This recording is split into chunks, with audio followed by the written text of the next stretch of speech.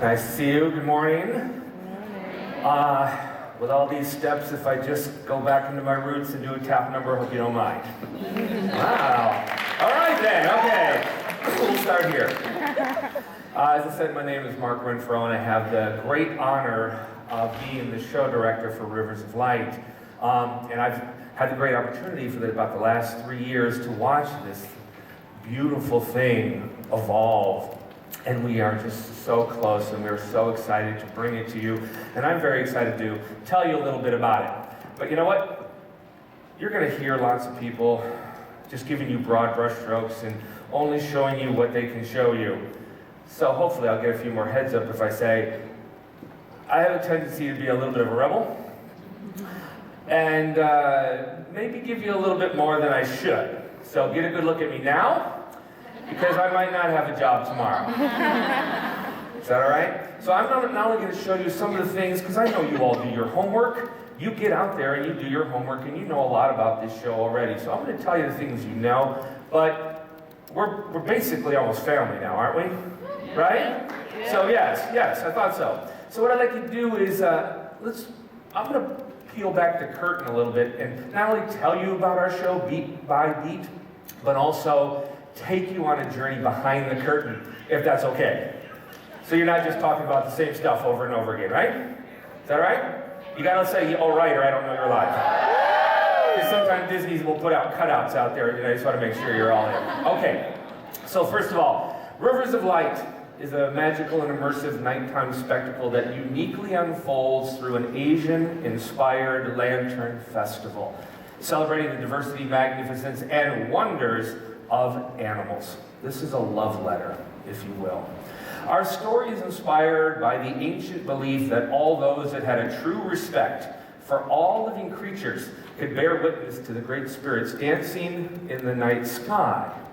To witness these beautiful flowing rivers of light, or as we now know them, the Aurora Borealis, was considered a great honor. And that's where we stem. Our show starts out quietly and softly, almost very reverent, almost like this beautiful ceremony. And then it continues to unfold, and we dive into the world of the animals, and it continues to grow and grow and grow like a beautiful lotus blossom, just to create beauty throughout our entire show. So, our show has what you expect. Disney magic, unique Disney magic. It has chorus members, it has storytellers, it has dancers, and it has a true star. However, unlike anything else we've done, and we have a very unique stage. So, Disney's Animal Kingdom is obviously a very unique park. If I can get to the next slide here. Let me just see if my clicker's not clicking. There we go. Hopefully it won't go too far. Okay, we have a very unique stage. Disney's park, Animal Kingdom, truly one of a kind. So, too, is our very site-specific stage. In other words, this show cannot be done anywhere else. A lot of people say, is this show like? Is it like this? Are you doing things like you do in that other show? Let me answer this, guys. No. You are getting a unique, custom-designed, site-specific show. So first, with a show called Rivers of Light, water and light are major characters. And when these two beautiful elemental characters come together in harmony, they are capable of creating immense beauty. And that's also at the heart of our show. So let me tell you a little bit about our beautiful stage. Over on the top there, the Northern Amphitheater. It's like we have two separate villages that have come down. And they're beautifully designed to look like on the northern side, like all of that's in Nepal and Everest. And it looks like it just cascades right down to the lagoon. On the Finding Nemo Theater side, again, a little bit softer. Give you a little something to look at when you see our show. Very Asian-inspired. Think of very yin-yang.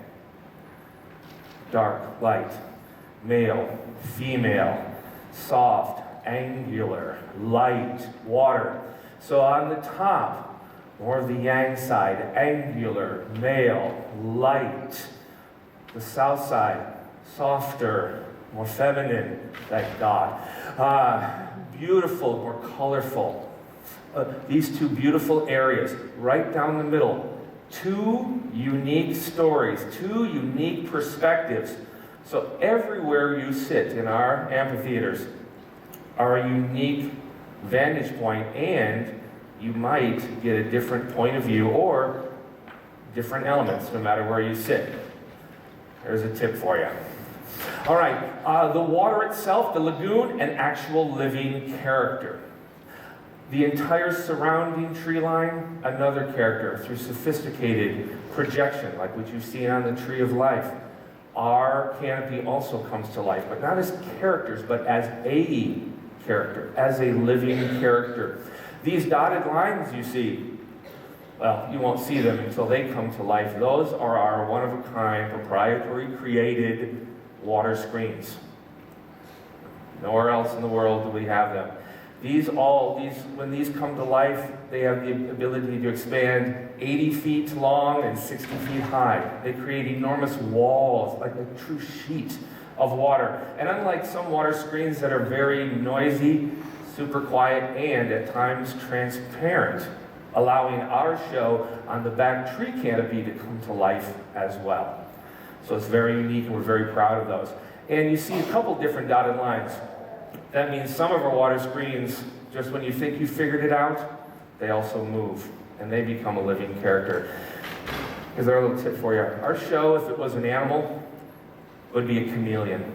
Because the minute you think you figured it out, it's going to change and continue to change. But now that you know our stage, we're going to start at the very top of our show and our pre-show, when the show first awakens. When you first come to the theater, you're going to be bathed in this beautiful atmosphere. I mean, it's going to feel very spa-like.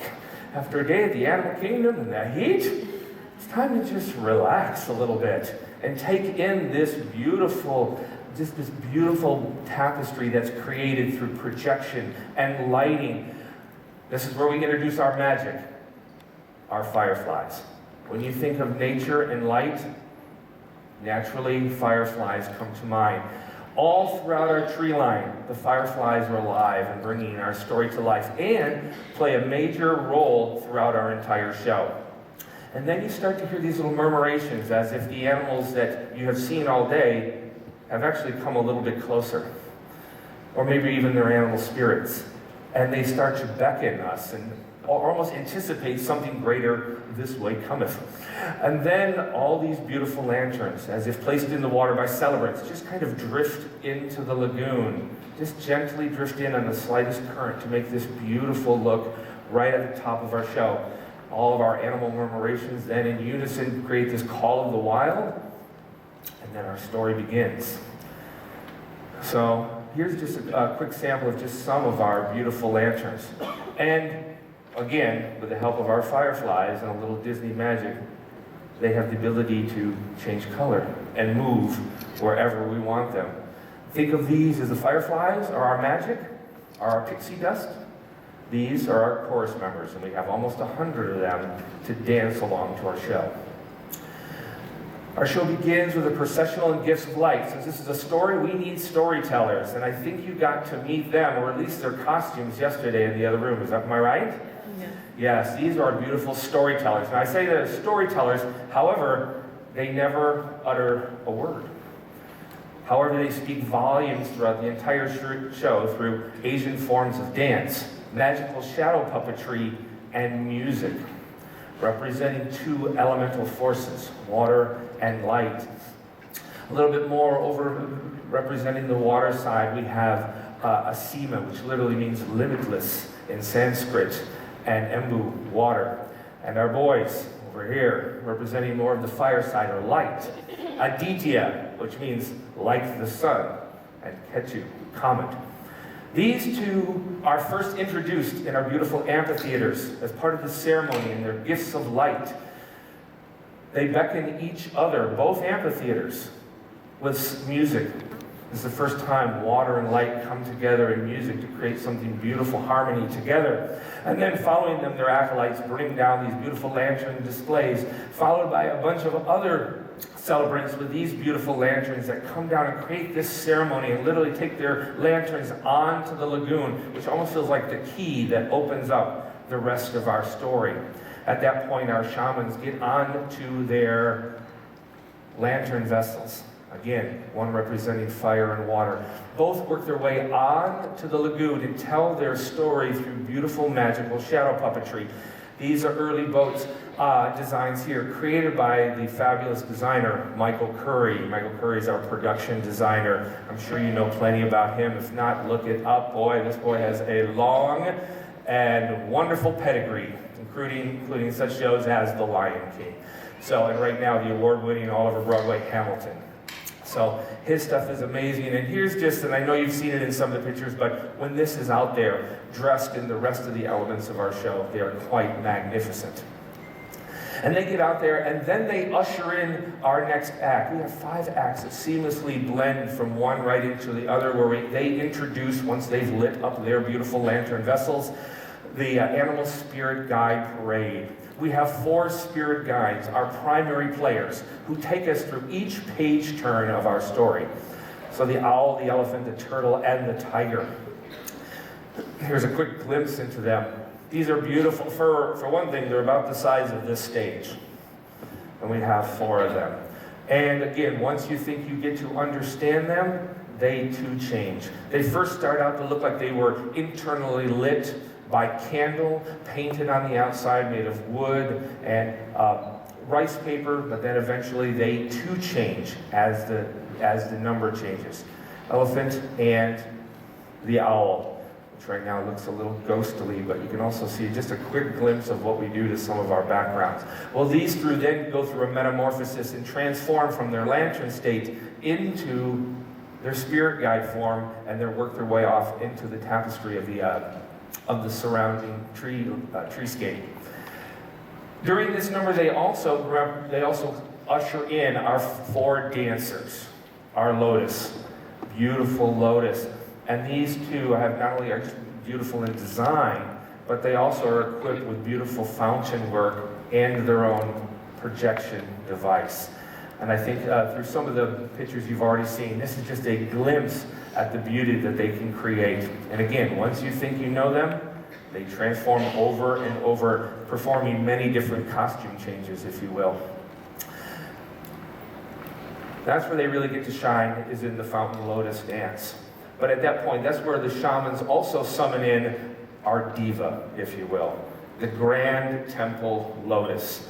She is huge, beautiful. Not only does she have fountains and also the ability to change many forms with light, she also plays a major role in our finale. And when the backdrop and all of our lotus work together along with our mini lanterns, it's quite a spectacle. We then move in, again, I'm going to keep this till a little bit later, then we move into our final Act 4, We Are One. Mark Mancina and Don Harper are our composers. Brilliant music. Save up just a little extra money. Just a little. And when that soundtrack comes out, and demand that it comes out, it is truly spectacular. It has raised the bar on all Disney spectaculars. And I'm not just saying it because I'm involved in it. It's truly emotional. It is a beautiful musical journey. And everything in our show has needed to elevate up to this gorgeous nature of this score. In Act 4, We Are One, that is our theme song. And here we have just an artist representation of using the back tree line, our water screens, our temple lotuses, they've opened up. But again, I know you've seen renderings before. Here's just a kind of a little bit of a glimpse to what it looks like when these unfold. So all throughout Act 4. And this moves us on into our finale, our Aurora and Celestial finale. Our shamans return on their fire and water boats with the help of a little bit of unique conjuring. They allow the temple lotus to literally spring forth and bring forth the Aurora Borealis. Gosh, I wish you could get into my head right now, because I've seen it. And in building this show, I'm saying, I think we can do all this. How are you going to do that. And all I can say is, we do it. And it's really magnificent to see the dimension and these flowing rivers of light and the way the animals literally transcend up from the lagoon and out into the tree line. It's rather magnificent. But it doesn't stop there. The energy in the animals, we see them every day during the day, but we also can see animals at night as we look up into the heavens, up into the sky. And our animals, once they leave the aurora, they transcend up into the night sky, and we see them literally become all the beautiful constellations in the sky. And in a grand curtain call, all of our players come back, all now transformed into this beautiful celestial finale. And then as the music swells, and it just can't get any more fantastic than it already is, all of these points of light, all of these stars literally get taken away, and they transform back into the fireflies, which then run through the audience and run through the tree canopy and run back to their home, the very heart of the tree of life, which seems to beam with joy. And that, my friends, is the rivers of light. Hope you enjoyed that. Thank you very much. We look forward to you seeing this, and I hope you remember some of these secrets and share it with your friends. Thank you very much. Bye-bye.